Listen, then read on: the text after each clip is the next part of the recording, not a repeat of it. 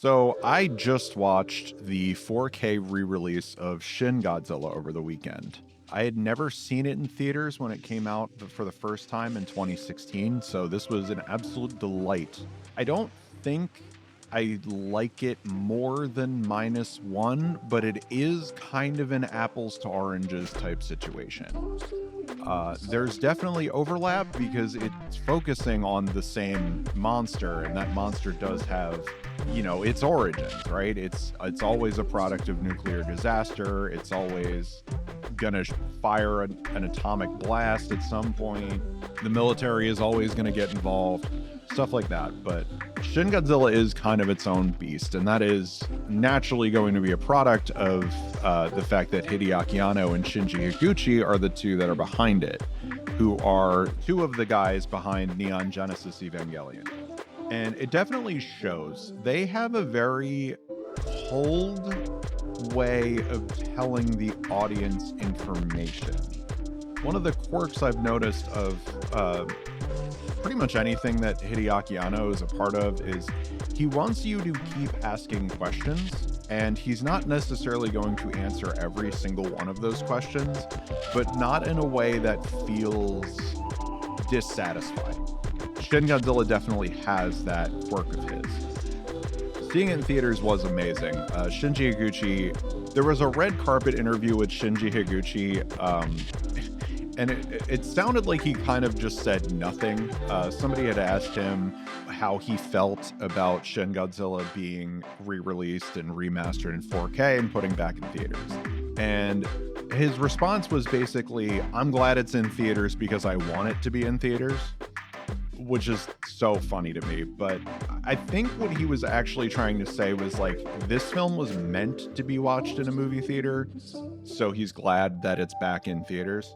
And after seeing the 4K remaster, I would 100% agree.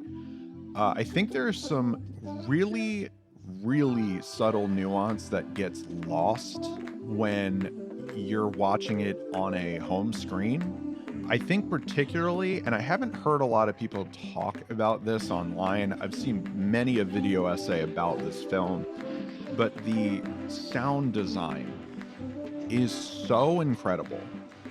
The sound design really puts you in the scene with whatever is on screen. There are some Paul Thomas Anderson isms in this film where the camera is simply just like a point of view, and a lot of the time it is.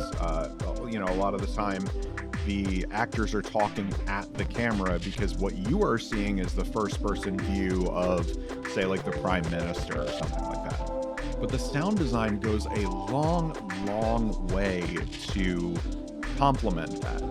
When you're in a boardroom scene and people are talking into the desk mics, that is the audio that you're hearing. You're not hearing like a crystal clear audio that's just taken from the person's lav mic or whatever, or a boom mic.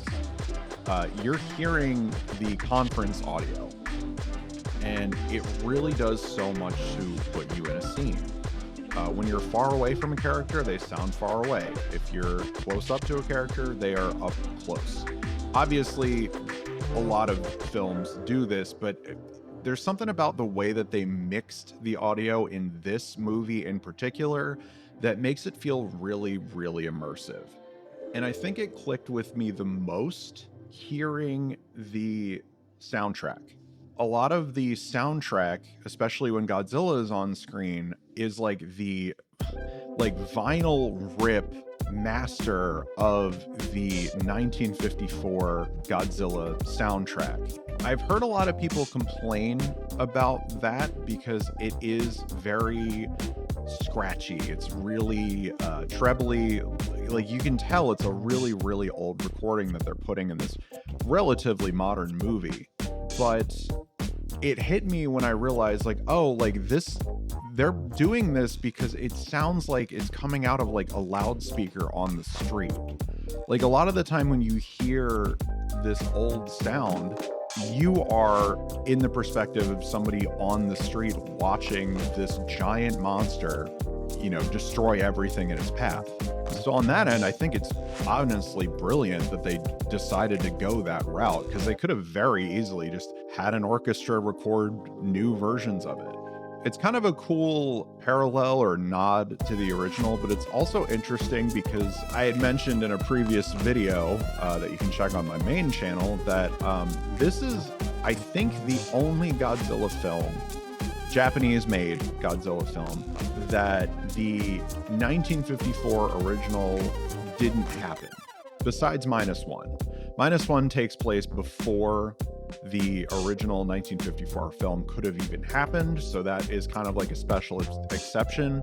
But this is a modern film where the original didn't exist. So this is the first time anyone in Japan has ever seen a monster like this before. And God, is he horrifying in this film. He's so scary. I don't think he's been this scary since probably the original.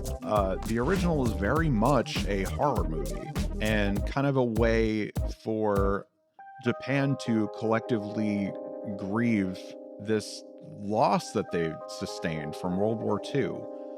I mean, they were the only country to get hit by these atomic bombs. And you know, as a society, if you're coping with that, like you want to band together and just have a big old group cry. And that's what the original Godzilla was. And Shin Godzilla even parallels that, because this film was created as a response to that 2011 Tohoku earthquake and tsunami situation that happened in Japan. It was a terrible, terrible natural disaster that the Japanese government kind of dragged their feet on helping their people. And a lot of the political commentary in this film reflects that. I feel like I hear often that certain Godzilla films come off as a little bit nationalistic. And I'm not going to necessarily refute that claim, because I do think there are a couple where that it definitely comes off that way. But I think this one is kind of unfairly put into that category, because it's largely a commentary and a parody on how long a government will take to respond to the needs of its people.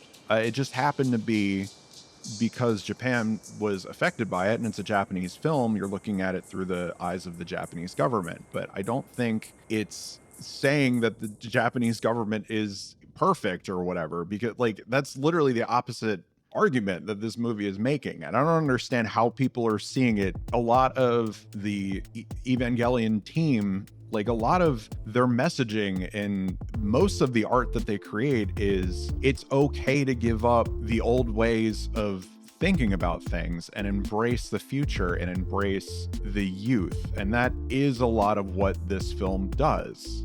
I've seen the film probably 5 times, and I don't think I connected with any of the characters in the film much. I still don't, but I do think I understand them better now in a theater experience. I think a lot of the characters do come off as a little bit one note, but if you really pay attention, each one of them that you get more than like a few seconds of screen time with, like they all have quirks. You're not really getting backstory necessarily, but you are getting the way that they present themselves. And that tells you a lot about a person in real life, and it tells you a lot about the characters in this film. The main guy, Yaguchi, is troubled and just wants to do the right thing and is super frustrated that the government isn't responding in the way that, you know, a good person would respond to this kind of disaster, right? So he bands together with a bunch of people and creates basically a coalition of like the most brilliant minds in Japan to try to solve this problem, because the government is literally dragging their feet. All of the different colleagues that he works with has their own little quirks. Like Hiromi is like this very stoic, straight to the point type woman. You have Akasaka, who is kind of the like stern like mentor almost to Yaguchi. You know, the characters are all very much their own people. And I feel like it translates better if you're fully immersed in that experience. And like I had mentioned a little bit before, Godzilla, of course, looks fantastic. There was some debate for a while on whether or not Shin Godzilla, this version of Godzilla, was entirely CGI or there was some suitmation involved. That has been debunked since, and it is pretty apparent when you see this film in 4K. I don't think it looks bad by any means. There are a couple of shots that haven't aged like super well, but they still look better than some of like the more recent superhero movie stuff coming out. So I can't really fault it for that. But you can definitely tell that Godzilla is CGI here. There's also a couple of things I didn't really notice when I had watched it on the TV, and I guess I'm gonna spoil something. If you're listening to me ramble about this film and you haven't seen it, that's an interesting choice, and thank you for listening. But there's the scene where Godzilla burns the city to the ground. I hadn't really noticed until this time watching it that I think the entire shot of him walking through a burning city and all of the shots of the city on fire are entirely CGI. I don't know if that's like 100% true, but it looks the city looks like the cities in anime that have like 3D model stuff going on. It just has that vibe. Like it looks like a scene out of Godzilla's Singular Point almost, which is kind of funny because I feel like they recreate that shot at one point in Singular Point as well. And that's not necessarily a bad thing. I do like that a lot of Japanese animation is moving towards mixed media. I think it's cool to sort of unshackle yourself from your medium a little bit to experiment if what you're trying to get across isn't necessarily translating in the medium that you've decided to use. So yeah, it was absolutely incredible. You know, I never really get tired of watching it. It's definitely one of the hardest sells to somebody who's not already a fan of Godzilla, I guess, because it is like very, like, he is freaky looking like throughout the entire film, and especially the way that it ends when it, you know, pans up to his tail and it looks like he was about to make a whole bunch of little xenomorph Godzillas to take over the world. Like, it's freaky, and the film is presented in such a weird, cold way that it's hard to like digest it the first time. But if you're already a fan, like I think it's an essential watch, right? Like I feel like most of the solo Godzilla films, besides maybe like Return of Godzilla from 1984, I would argue is maybe not as essential. But I feel like all the solo films other than that are like pretty vital to watch as like a fan, because you really do understand the different approaches and perspectives of this creature, and that it can represent just so many different things. And it's also very apparent in this movie that this version of Godzilla isn't necessarily evil. It's just like in agony the entire time. It's very harrowing. Like the entire film is very harrowing. Another funny,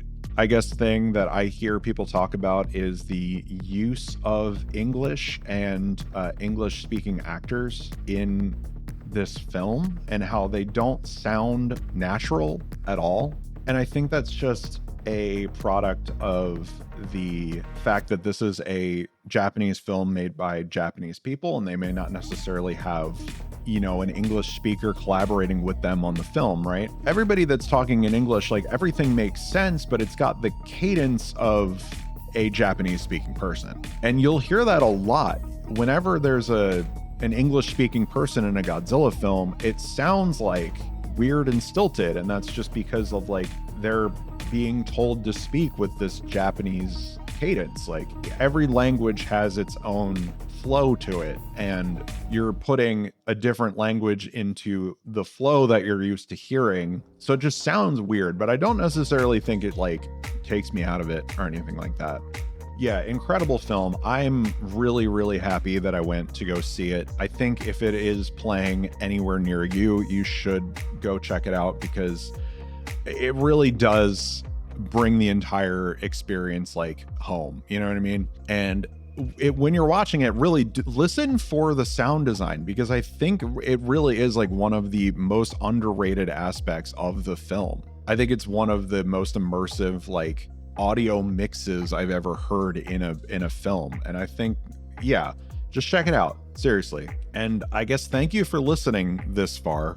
This is kind of an experiment that I decided to do based on one of the YouTubers I watch all the time named Arlo has his own second channel called Topic Arlo, where he just kind of talks about, whatever. And that idea is cool to me because I have a lot of different interests. So this isn't just going to be about Godzilla stuff. This is going to be about kind of whatever I'm thinking about at the time. And I liked this idea so much that I decided to give it a shot. So thank you so much for listening. I guess if you've reached this point, I guess I can tell you to subscribe. I probably won't be doing the usual YouTube plugs in most of these, but I figured this is the first one. So I'm just letting you know kind of what the purpose of the channel is. So subscribe if you want to hear me ramble about stuff. And it's been a while since I've posted on my main channel. I'm working on it, I promise. It's tough. I'll kind of have like a little bit of an explanation at the end of the next video. I promise I'm working on it, and it'll be out pretty soon, I think. Cool. Yeah. Bye. Thanks.